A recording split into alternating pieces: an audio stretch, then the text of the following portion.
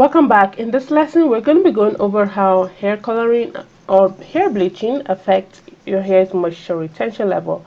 All right, so the 16th reason why you're currently struggling with moisture retention could be based on some chemical alterations that you've done to your hair. So when you bleach your hair, right, it raises your cuticles because your cuticles have to be raised so that the color can go into your cortex. Because remember from our lesson module 1 and 2, I went over, the fact that the cortex determines your hair's texture and color. So whenever your hairstylists want to change your hair color, what they want to do really is to get deep into those cortex, right? So they have to raise your cuticles so that the color can go in. And we all know that, whenever the cuticles are raised, it's going to increase your porosity level, meaning that moisture evaporation will evaporate from your hair much faster, meaning dry hair.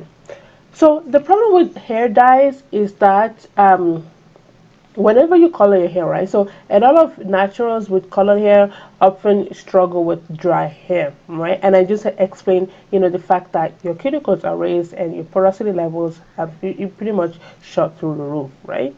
So sometimes though the dryness could be due to the type of brand, the type of hair color that you use, right? Because some brands, some colors are more harsh than others.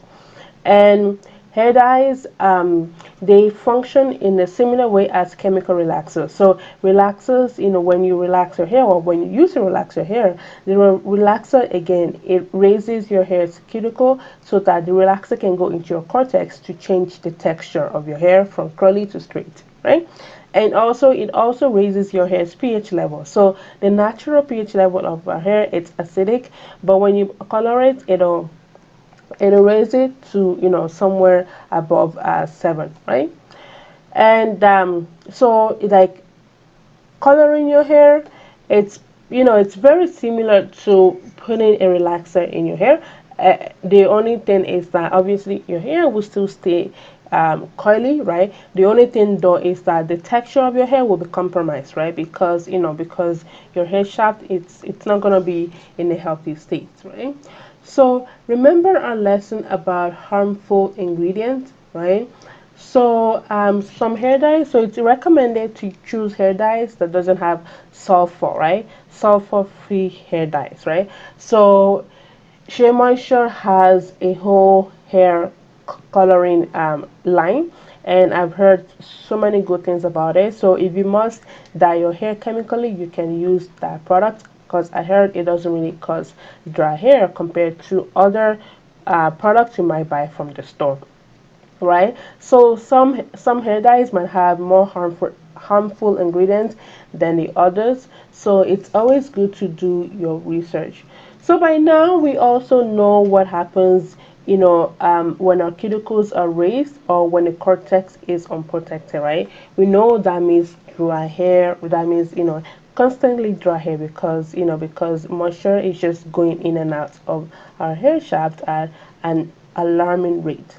So my proposed solution will be, if dry hair is such an issue for you right now, do not color your hair. Just, just postpone it, right? Until you've mastered your hair. So that's why I never recommend for beginner naturals to color their hair or anything, because the first thing you need to learn, should be about how to maintain your hair in its original and in its natural texture and color. And so you can leave, coloring your hair until you become a pro at managing your hair. So that's my best advice, right?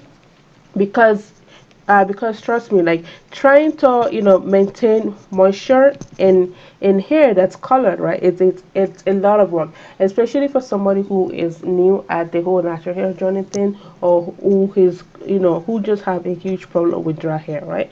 So you want to make sure that at least you put it up until a later date. But if you can't, right, because I get it, like our hair, it is meant to be enjoyed, right, not endured or anything, right? It is our crown and our glory. So I mean, sometimes you do want to have fun with your hair. So what you can do, so there are many alternatives out there. So there are two main. So you can use a hair chalk, right? So you can find them on Instagram or Etsy or whatnot, or you can use a hair color spray. So again, this is another lesson where it deserves a whole blog post on its own, right? So there are so many temporary hair colors, right? So they stay, so they last usually for like a few days, and then when you wash your hair, then it washes off, right? So nothing goes into your cortex; they all stay on your cuticles, right? So that's why it's temporary, and you can wash it off when you shampoo your hair. So it's much safer, and you can have different hair colors, like you can see here by Naturally Touch.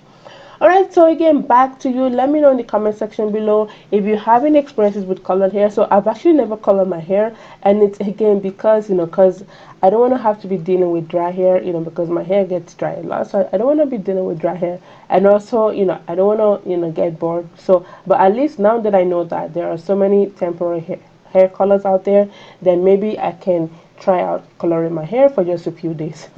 But so for those of you guys who who have any experience with coloring your hair, share with us your experiences and maybe some moisture retention tips that you used to to keep moisture in your hair longer while it was colored or while it's colored. All right, take care and I'll see you in the next lesson.